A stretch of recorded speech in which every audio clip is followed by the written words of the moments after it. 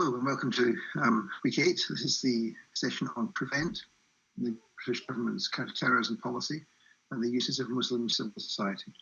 We're going to start with the most recent piece of counter-terrorism legislation, one of fifth introduced since 2001, which contained within it, the Counter-Terrorism and Security Act contained within it the PREVENT duty, as it's known, in which designated public institutions, so universities, schools, colleges, nurseries, opticians, libraries, a whole range of areas, hospitals, healthcare, GPs, are required to pay due regard, there's that phrase in there, due regard, to prevent people from being drawn into terrorism, which of course requires staff in those institutions, including me as a lecturer or a GP or a psychiatrist or a librarian, to try and monitor the ideologies and activities of their service users, students in my case, or people who need classes, children in the case of nursery staff,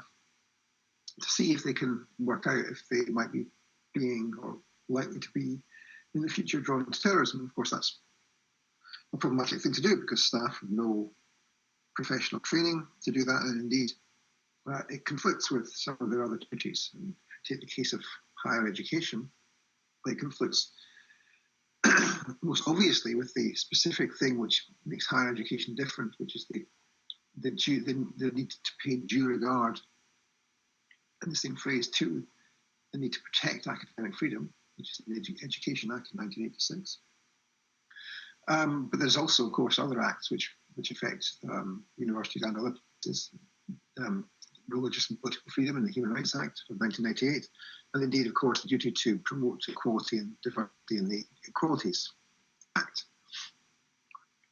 And now, this is in the context of the university changing to become a more market-oriented institution where student fees are a key element of the income of universities rather than government grants as in the past.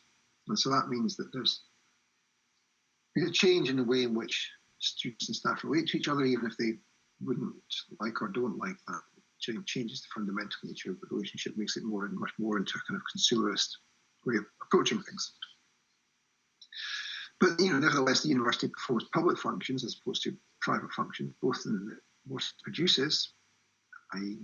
knowledge, and in it being a social, political and cultural space, a place where knowledge is supposed to be central and where disinterested learning is supposed to be a function of what is performed there, as opposed to the production of numbers of degrees or some other kind of market metric. Now, the government's counter-extremism strategy, which is what underlies this approach, includes the following definition of extremism. They can't put this into a law because they've found it very difficult, impossible, in fact, to define legally what extremism is, but nevertheless they do put it in policy guidance. That extremism is the vocal or active opposition to our fundamental values, by which they mean British values, including democracy, the rule of law, individual liberty, mutual respect and tolerance of different faiths and beliefs. And we also regard calls for the deaths of members of our armed forces as extremist. Is the additional thing in addition to British values. And so the things that the government says are things like these values are under attack from extremists, operating at a pace and scale not before seen. We will meet this challenge with a new and more assertive approach to defeat extremists. We will challenge their ideology and defend and promote the values that unite us. And you can see other things that have been said by Tony Blair at the Tony Blair Faith Foundation. The ideology of global extremism can only be countered if it's first understood. A combination of theology and politics needs to be uprooted through scrutiny and confrontation. Violent ideologies require fire to grow. Fire requires oxygen. The broader political culture overlapping significantly with some of the assumptions of the jihadi ideology without necessarily being extreme or agreeing with its violence. So crucial move here is to say it's not just the extremists who are the problem, it's the people who are associated with the extremists. It's not just violent extremists who are the problem, it's people who are effectively, and this is the phrase they used, non-violent extremists, people who are in some way associated with people who might be extremists or might becoming extremists. So it starts to move out into a kind of ripple effect, so that the target of the counter-terrorism policy is not just the violent extremists, not just the extremists, but the non-violent extremists as well, and the people who might surround them and apparently or allegedly provide oxygen for their fire. The risk of radicalisation in institutions does not just come from external speakers. In universities, this is. Radicalised students can also act as a focal point for further radicalisation through personal contact with their fellow students, through social media activity, and where radicalisation happens off campus, students may well share their issues with other students. Changes in behaviour and outlook may be visible to staff. So that's a discussion of what is supposed to happen to students and how staff are supposed to recognise or observe this kind of radicalisation, whatever that might be.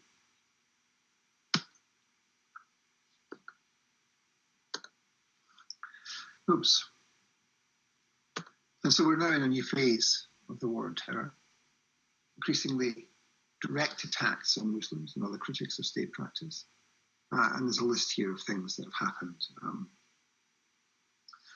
I don't know if it's worth mentioning them all, but you can read them here. Since 2014, 400 children, some as young as 3 years old, have been referred to the government's de-radicalisation programme, which is called Channel.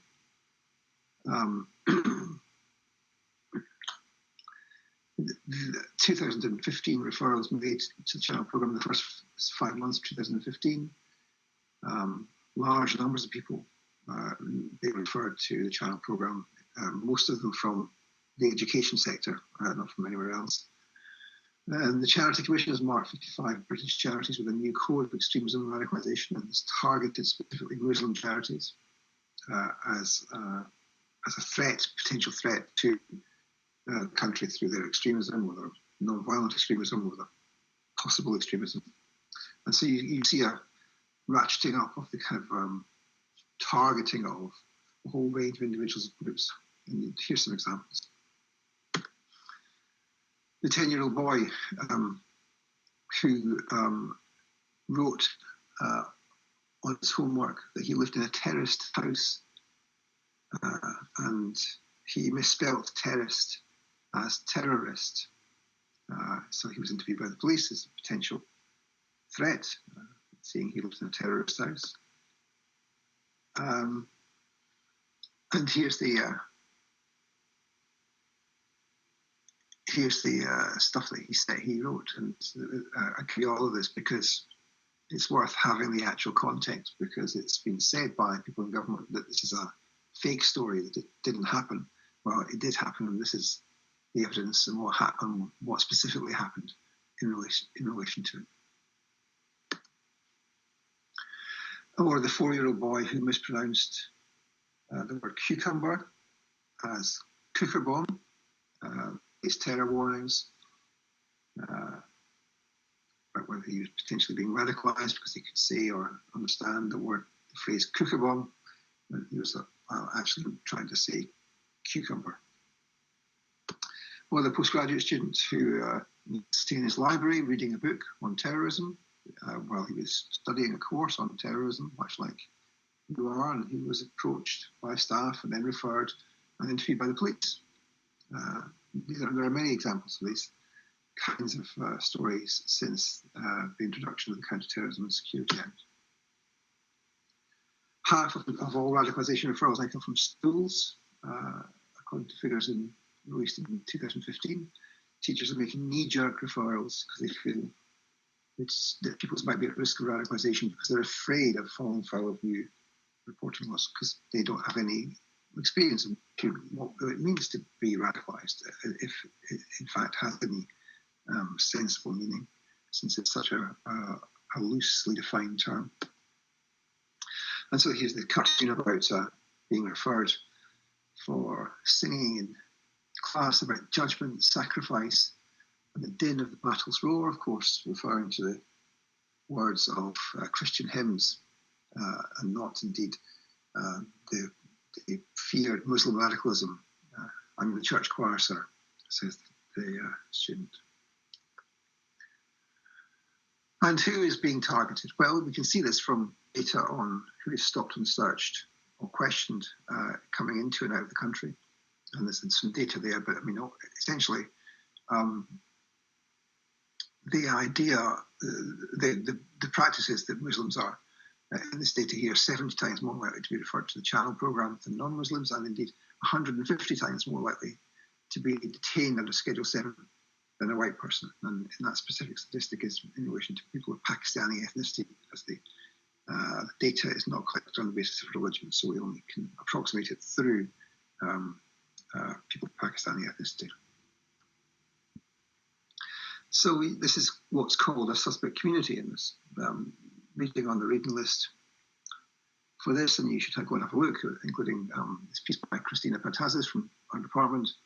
A subgroup of the population is singled out as being problematic.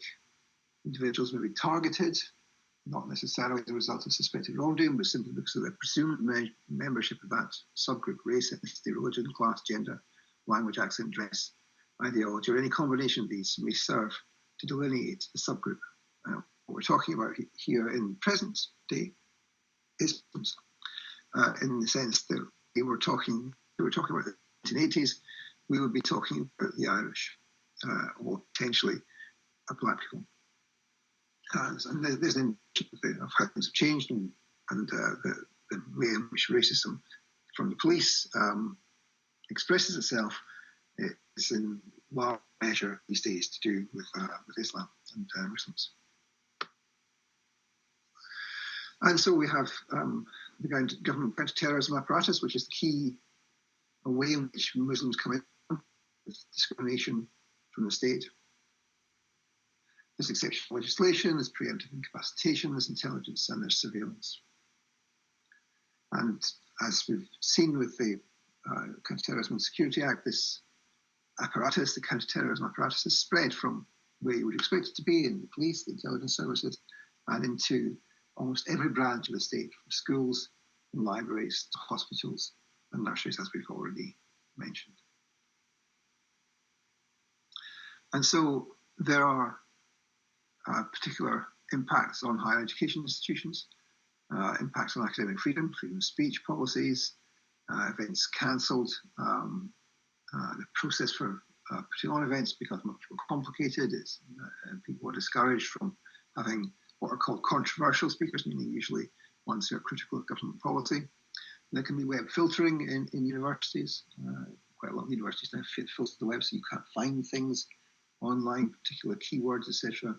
And in academics, and students are required some places to register materials that might support terrorism, whatever that might be. Then there are equality issues. The question of equality impact assessments, have they been done in relation to prevent? Usually not. The question of prevent training, and the question of channel. And then as well, the other thing to note is the quality of research and evidence base, which exists in relation to radicalisation, and also the ways in which the security establishment stages incursions into academic research through funding it and trying to influence it, which we'll talk about. So let's just look a little bit at prevent training. Here's the workshop to raise awareness of prevent, which you can all sign up to do. I think students can do that as well, and you might be interesting to follow it. And of course, they only you may have to be staff at higher education establishment to join them. Let's see there. Sorry, I'd forgotten that. No mention of the importance of fighting racism or anti-racism or the public sector duty to promote equality is made in this training. So it doesn't tell you that you actually might be breaking other laws if you were to follow this advice too closely. And here we are. If students are having inappropriate conversations, we need to know. So if I hear whatever the inappropriate conversation might be, I have no idea what it would be, but so I'm supposed to monitor that. I'm supposed to tell people if I hear what I think is an inappropriate conversation between student A and student B. Now, of course, it's pretty difficult for me to do that when we're not in face-to-face teaching, but that's the model. We need to be aware of the processes of reporting of these incidents through the right channels. Terrorism is like an iceberg, and we will only ever see the top of it. The reasons for radicalization can be as unique as a fingerprint. So what we're saying there is report everything. Everything should be reported because, of course, the system is so fair that if there's nothing there, then nothing will be done against the person. That's the kind of argument that's made. And here's their iceberg slide, where we've got attacks at the top, incidents at the bottom, shown, and these are what are shown in the media, and then there's hidden activity. Finding a target, getting weapons, raising funds, selecting and recruiting someone to carry out attacks. All of these are supposed to be hidden parts of the iceberg of terrorism. And here's an example from the training about where the people who are doing the training are asked to say what they would do in relation to someone saying this quote: "I truly believe that terrorism, or the fear of terrorism, is a tool used by governments to curtail our personal and civic freedoms," etc., etc. Now, of course, that's quite a reasonable statement to make. In fact, as we'll have seen in videos that you'll watch and in readings for this course, it's widely alleged in the literature that is in fact what the government does. It uses the fear of terrorism as a tool to curtail personal and civic freedoms. It's not controversial to say that. It's been on television. But nevertheless, this is said to be shocking by the trainer. Staff should challenge such statements if they hear them, even if they believe they're true, I guess. And if they feel awkward about that, they should be referred to line managers. I should inform people who make statements like that. And that's a truly amazing dimension to the training, that quite innocent and indeed empirically based statements can be taken as evidence of extremism. And that is what this next slide, that amazing slide I said here, that university in the southwest, from the University of Bath, actually. But in a slide given in a presentation by a Home Office counter-terrorism practitioner who goes out to lots of universities and no doubt get this slide. And I've retyped this from the photograph that was sent by one of the people who attended this training and was so shocked that they took a photograph and sent me the slide. And so here's behaviours. You should test yourself. You ask yourself if any of these behaviours are things which you might exhibit. Have you ever been angry, intolerant, closed-minded? Have you ever had an attitude to women? It doesn't specify what that means, but of course we all know that what they're talking about there is the alleged negative views of Muslims towards women. Are you verbose? Do you talk too much? Do you talk too little? Have you got tattoos? Have you changed your clothing?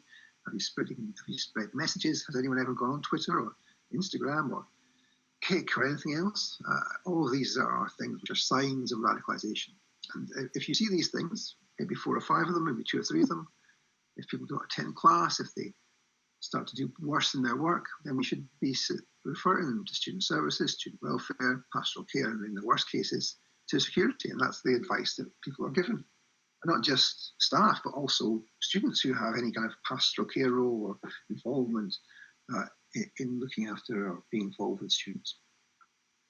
And that's the level we've got to. That's quite preposterous signs of radicalisation, which are not signs of anything, are used to potentially cast suspicion, especially on students who are Muslim, who are not white. And here we have the internet filtering. This is an evidence of internet filtering being used by this company, ForcePoint, in different universities. This is the case from Brunel University. I'm just going to skip over that. And then we come to the last slide in this part of the presentation. Some examples of banned conferences. The threats from the far right causing Birkbeck to cancel a conference on Islamophobia.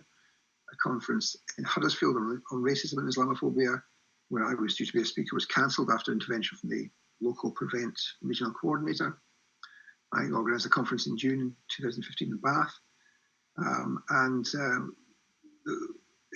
In the end, the conference went ahead, but we were phoned by the police and they told us to give them a list of everyone who's attending the conference, which we refused to do, obviously. And the conference wasn't cancelled, but there are pressures on all sorts of events which might deal with terrorism, with Islamophobia, with Israel-Palestine, with a whole range of different issues like that, as you perhaps would expect. Right, so that's me on this first half of the talk, and I'm going to come back with the second half, which is a little bit longer, and I'll speak to you again soon for that.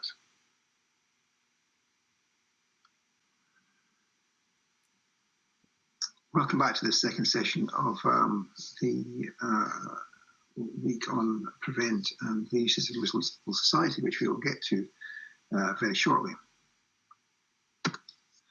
Okay, so I wanted to talk to you about what does Prevent do to the university as a public space.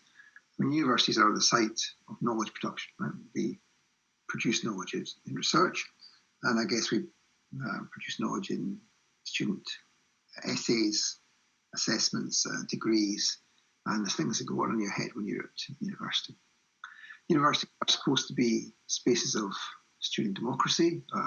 They've been referred to as free spaces by some academic work on the whole process. And of course, they are also constituted by pressures from outside. So in the case of Prevent, by the counter-terrorism apparatus, government officials in creating and overseeing and monitoring counter-terrorism policy and how it's used in higher education. There are, of course, the universities. There's the management in the universities, the lobby group for the universities, there's security officials, there's university lecturers, there's administrators, the trade unions, etc. And then, of course, there are student and social movements. In particular, we can think of the NUS, National Union of Students, but of course there are many other student groups of various different types. And what's happened in this whole period is after the introduction of the Counter-Terrorism and Security Act, the attempt to challenge some of these laws by student campaigns led by NUS and others, denounced in the press as being Islamist campaigners or recruiting an army to fight anti-terror laws. That is, the idea that this was in itself, campaigning against the government's new law was in itself some kind of extremism. And we can also think of this in terms of social movements from above and from below, and I want to talk to you a bit about that. Sorry about the slides, the images floating into the text here. That doesn't happen when I look at my own copy.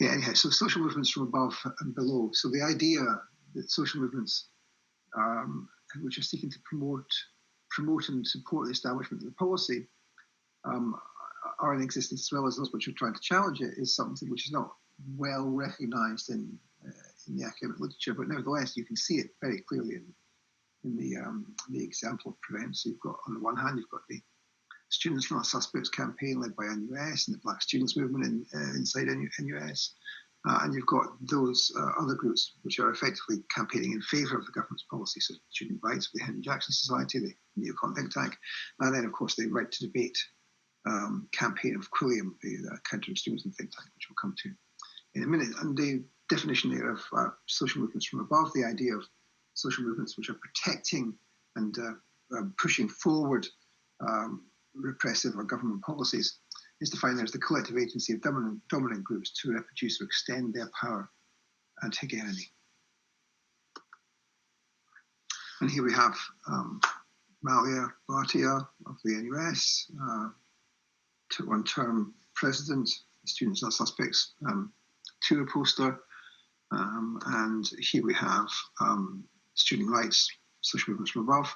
Student Rights, of course, is a project of the Henry Jackson Society, a non-partisan group dedicated to supporting equality, democracy, etc. But of course, it's a group which is there to smear promoting that to Muslims. And there you can see a headline about their campaign to smear Islamic societies as being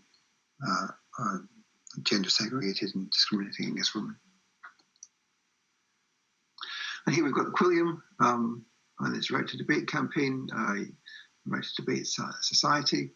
seemingly opposed to Prevent, but focused on challenging students, not suspects, in the NUS Black Students Campaign against Prevent. Its mobilisations are focusing on challenging the no platform policies of student unions to keep racists out. And they have a policy of imposing balancing speakers on student meetings, which are campaigning against Prevent. They never want a balancing speaker on a pro-government meeting. And here we have the campaign against a meeting which was taking place in Exeter University, just down the road. And this is an attack on it by a black feminist group.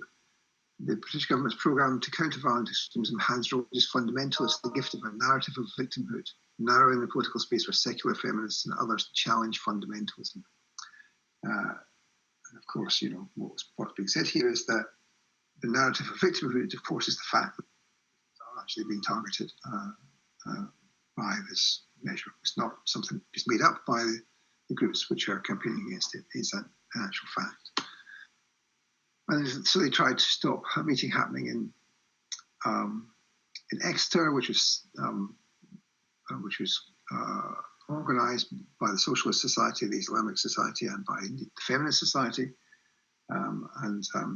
There was a sort of a discussion of in relation to being a violent, that to Prevent was a noose that was too tight and too loose. So they were effectively referring to the need to have a noose around the neck of bad Muslims, the Islamists, etc., as they would call them. This is them trying to stop Mozambique, the former detainee from Guantanamo Bay, from speaking at an event. And you can see there the South of Black Sisters, One Law for All, and the Council of Ex-Muslims, and indeed the Quilliam Foundation and Right to Debate signing that letter, an indication of the common agenda which they have in that regard. Now, come to equality and diversity, the question about the Equality Act. Public sector duty to promote equality. So again, the phrase due regard, the need to eliminate unlawful discrimination, that is racism especially, advance equality of opportunity and foster good relations between people who share a protected characteristic and those who do not share. That is protected characteristic, meaning, of course, there are 7 of them: age, gender, race, religion, sexual identity, and others are now forgotten. But 7 different forms of protected characteristics, and disabilities one as well. And there was no equality impact assessment carried out on the Counter-Terrorism and Security Act. Muslims are over 70 times more likely to be referred to the child programme than non-Muslims, so a clear indication of a diversity and equality issue, that there's discrimination in the introduction and practice of this legislation. Prevent training undermines the principles of equality legislation to foster good relations, and that is a continuing and significant issue. And then the democratic structures of the university, the Human Rights Act protects freedom of speech, and yet there are now external speakers policies throughout the university's policy of having balancing speakers. There is no requirement to have a balancing speaker under the freedom of speech policy or under the Human Rights Act. Nevertheless, this has been imposed and is almost universally imposed to balance a critic of government with a supporter of government. It's never the other way around. The Education Act, the question of academic freedom, violated by web filtering, by conferences being cancelled, by academics and students having to register materials that they're accessing that might support terrorism, whatever that might mean. And now we come to the overt and the covert social movements and the involvement in Muslim civil society. First of all, we'll talk about Quilliam, and then we'll talk about the covert involvement in civil society, which there's a film on you can watch, 2 films on actually on Blackpool, which you can watch. So Quilliam is a counter-extremism think tank. I guess most of you might know that. And here's its FAQs, the allegation that it advocates mass spying on British Muslims, and it's their full response. And of course, look at the actual press reporting, which is not being denied by Quilliam. You see that they actually did advocate mass spying on Muslims. It's ethically right, morally right, they said. They also sent a list of peaceful Muslim groups, which they said had a terrorist ideology, to counter-terrorism officials. It's essentially a spying operation. The question of its funding is an issue. This is what they say about their funding and their independence. When you look at the funding of the organisation, here's an extract from an article which I co-wrote, which you can link to at the bottom of the slide here. You can see that the almost £3 million that they had from the government in the first 3 years of their existence started to be funded by a whole series of very conservative Islamophobic foundations in the US, including, as you can see, some of them there, the John Templeton Foundation, the Stewart Family Foundation, the Lynn and Harry Bradley Foundation, all of which are well-known conservative foundations. And so we come to the question of the involvement of state in Muslim civil society. Now, this is something which is discussed in the second and third videos that are on our Blackboard, the report from the Islam channel, and then, of course, the new animation, which I've just posted this afternoon on YouTube, in which you can watch, which is an attempt to explain some of the things which I'm now going to talk about here in these slides about RICU, which is the Research, Information and Communications Unit of the Home Office, part of the Office for Security and Counter-Terrorism, which is itself an intelligence agency, so it's part of effectively MI5. And RICU has been working with since 2011 with Breakthrough Media, now called Zinc, and some of you will already be familiar with this from your projects. And we can go on to look at this, and the shadowy propaganda unit, which the Guardian referred to it as, inspired by the Cold War.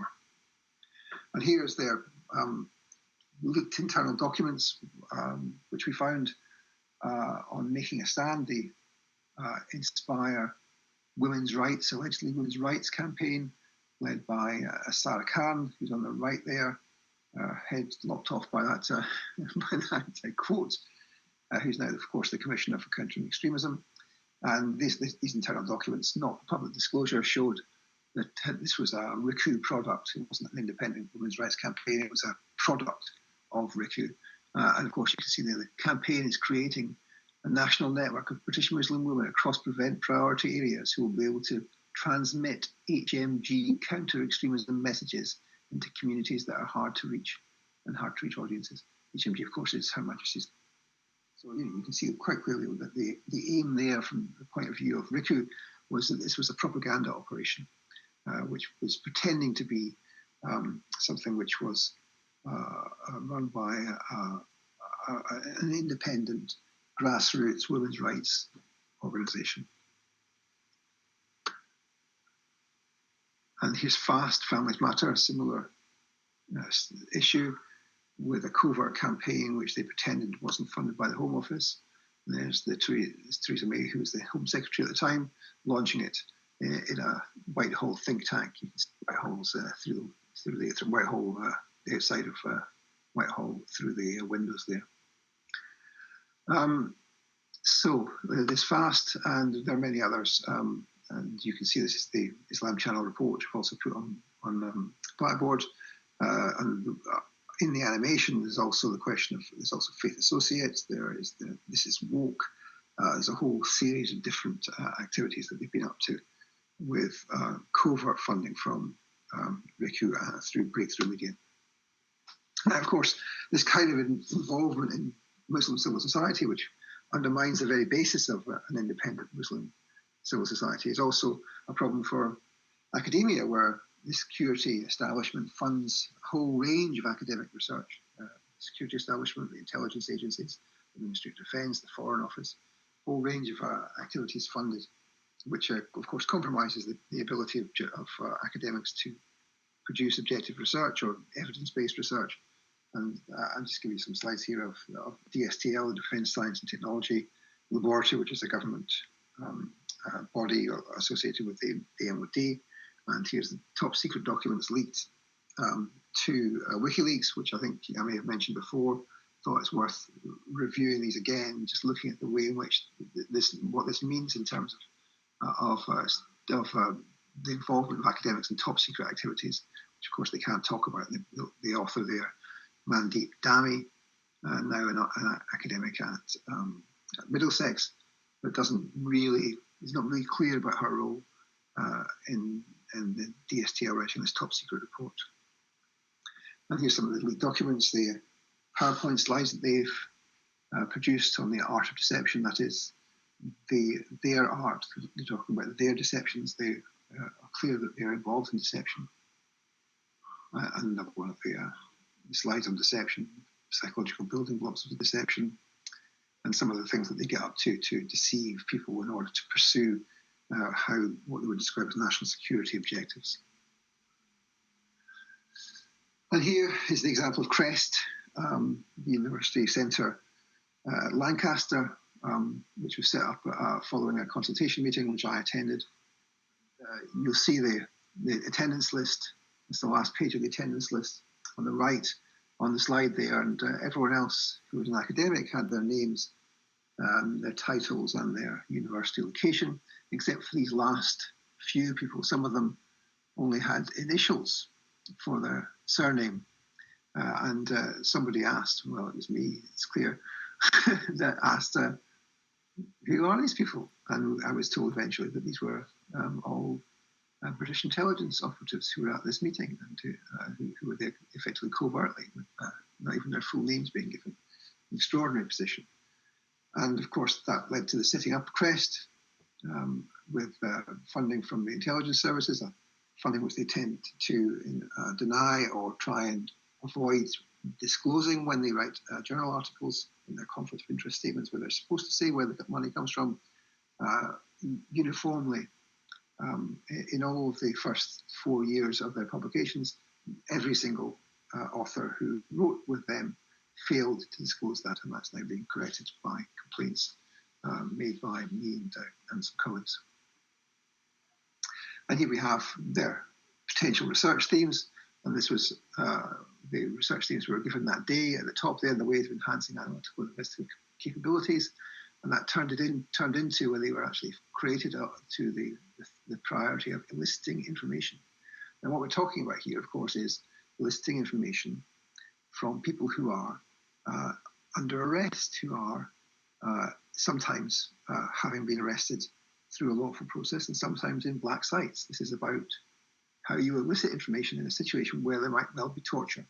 And of course, they're not very clear about that. And it's extraordinary, really, that academics are engaged in that kind of research in the universities, but it appears that they are. And this is a long-standing issue. I mean, there's a long campaign to get the CIA off campus. Here, this is the headline from the Daily Pennsylvanian in relation to Penn State University.